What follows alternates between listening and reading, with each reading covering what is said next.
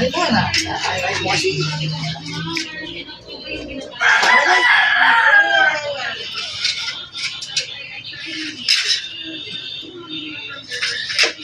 Naglagay mo, anong pangarap mo? Mason? Hindi po, writing. Ha?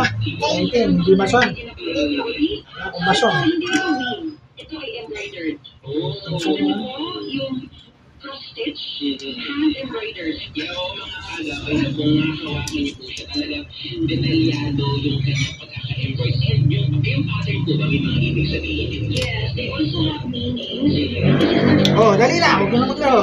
Dali, nangangarap na ako. Kanina pa nakanin. Yung teaching Diretso yan, ha? Diretso yan. traditional, ito po Ito yung gusto mo. nila. Walang putol. Nila with their parang halong shirt na tinala. Oo. Galing talaga. Kung noon, tinulungan mo na, di tapos na sana yan. Hindi ko alam na marunong kang